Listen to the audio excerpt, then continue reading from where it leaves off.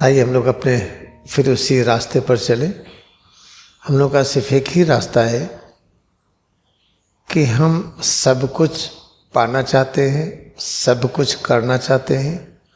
अगर हम सब कुछ पाना चाहते हैं, सब करना चाहते हैं, तो उसके साथ एक नियम है कि हमारा किसी से राग द्वेष नहीं होगा, किसी से शिकायत नहीं होगी, किसी को हम अपना शत्रु नहीं कहेंगे, किसी को विरोधी नहीं कहेंगे।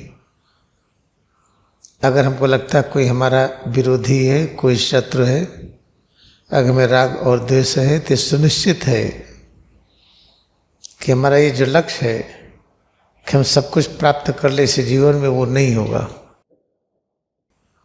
जो सब कुछ पाना चाहते हैं उसी को 8 प्रकार की सिद्धियां कही गई है और 9 प्रकार की निधियां। कल हम लोग अष्ट सिद्धि के बारे में वर्णन किए थे, कुछ सुने थे थोड़ा बहुत, उसको थोड़ा सा हम दोहरा देंगे हम। इसके अलावा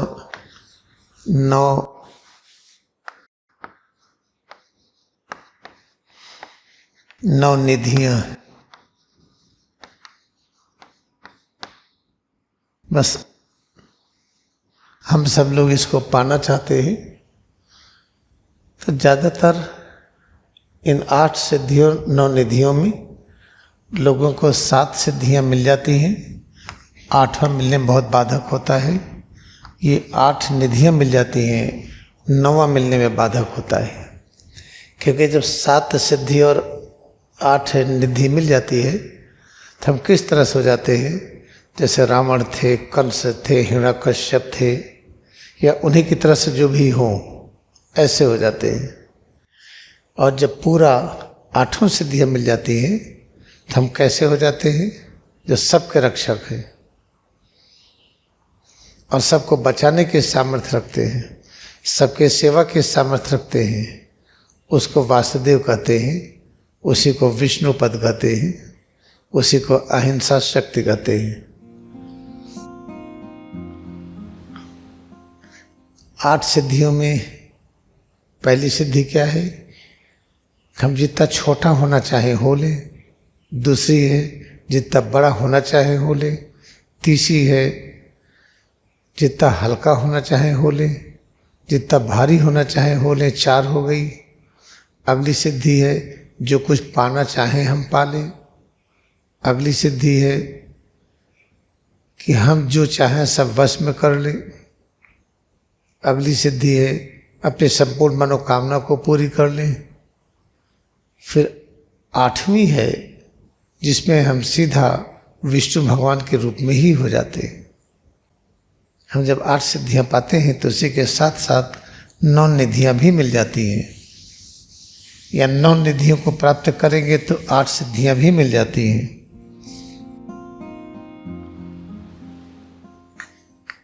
नौ निधि को 9 रिचेज कहते हैं। फर्स्ट रिचेज इज कॉल्ड दम, सेकेंड इज कॉल्ड द शम, third is called Titiksha,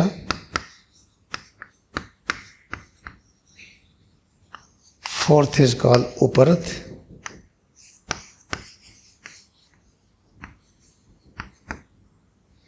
fifth is called Shraddha,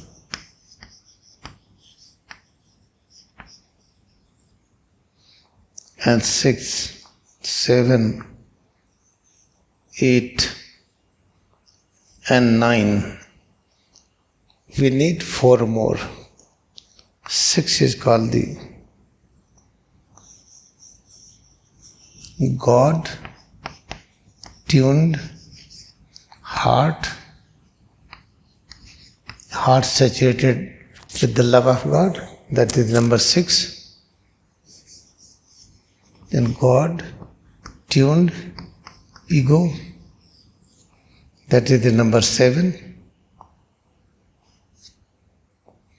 Number 8 and 9 is called the children of God. We call it Purush.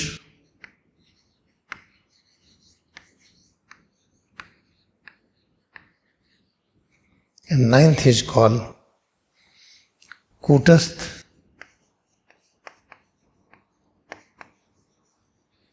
Purushottam.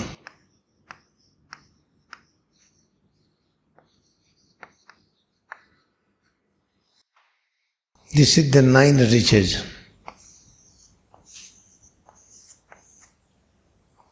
When you get 9 riches, then we realize our lust, anger, attachment, aversion, illusion, pride, habit, addiction, weak egoistic life, that God is away from me, and dark heart, all are transformed into this power. Lust, anger, second, attachment, aversion, 4, illusion, 5th, pride, that I am great, I am greater than you, that is the pride. Then habit addiction. After that, ego, we have been this concept, God is away from me. Then the dark heart. This is called all the 9 abnormalities. When you practice Kriya Yoga meditation, then 9 abnormality disappears. Then what we get? 9 riches. The first rich is called the Dham. Dham is called the infinite power of senses. And Sham is called infinite power of mind. Titiksha is called the evil-mindedness.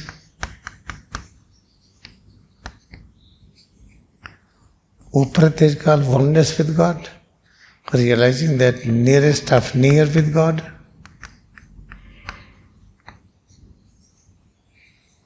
Shraddha means infinite patience. Then God-tuned heart and God-tuned ego, a state in which we realize we are children of God, we call it Purush. Then Kutastha, Purushottam.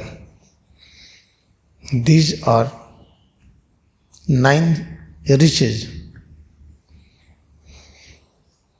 The moment we get 9th, Kutastha, then we are feeling oneness with Vishnu. We are having all 8 siddhis. हम लोग किस निष्कर्ष पर आए कि जब हम क्रिया योग करते हैं तो अष्ट सिद्धियाँ 9 निधियाँ जब प्राप्त होने लगती हैं तो हम उसका वैसे मिस यूज करते हैं जैसे हमारा जीवन का लक्ष्य छोटा हो और ज़्यादा पैसा आ जाए तो पैसे का मिस यूज करते हैं। एक कमरा रहने के लिए चाहिए तो 4 कमरा रखेंगे, थोड़ा सा सामान चाहिए तो ढेर सारा रखेंगे, थोड़े पैसे में काम चलेगा तो ढेर सारा रखेंगे।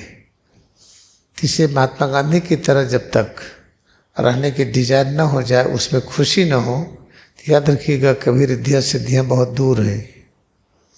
तो क्या महात्मा गांधी को सभी मिला हुआ था? सब कुछ उनको प्राप्त था, अष्ट सिद्धियाँ 9 निधियाँ सभी प्राप्त था। अगर न होता, एक आदमी कहता है तब कोई टेलीविज़न उनके हाथ में नहीं था, न्यूज़पेपर जो पब्लिश करते थे अंग्रेज लोग रोक देते थे, कोई सेल फोन नहीं था।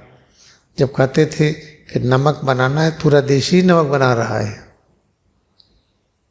चरखा चला के सूत काटना है, पूरा देश ही सूत काट रहा है, तो कैसे लोगों तक मैसेज जाता था?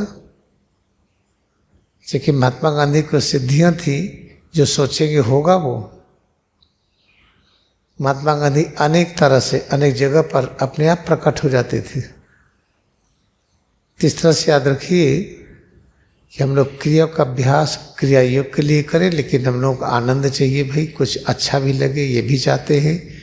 तो आप विश्वास करिए, बनत बनत बन जाइए, क्रिया योग का अभ्यास करते जाइए, एक दिन आपको परम आनंद आने लगेगा। जब क्रिया योग ध्यान में परम आनंद आना शुरू हो जाएगा, तब आप जान लीजिए हमारी यात्रा कूटस्थ की ओर हो गई है, ये सब चीज़ें हमें मिल गई है। अब केवल हमको 9वीं निधि चाहिए और 8वीं सिद्धि चाहिए। तो ये सब पाना बहुत कठिन नहीं है, आसान है। और जिसको मिल जाता है उसको बताता नहीं है, उसका दुरुपयोग नहीं करता है, लेकिन जो करना चाहता है कर लेता है। हम अभ्यास करेंगे हम इसका, अपने को प्रेम करने की क्रिया। अपने को प्रेम करिए पूरी सामर्थ्य से, पूरी मन की शक्ति लगाइए, बुद्धि की शक्ति लगाइए, अपनी कल्पना शक्ति लगाइए, जो मर्जी लगाइए, लेकिन अपने को इतना प्रेम करिए और लगातार करते ही रहिए। तो आपको पता चलेगा थोड़े समय में आपको नित्य नया आनंद मिलने लगा है। जब ऐसा मिलने लगे तो आप पहुंच गए हैं कूटस्थ की तरफ।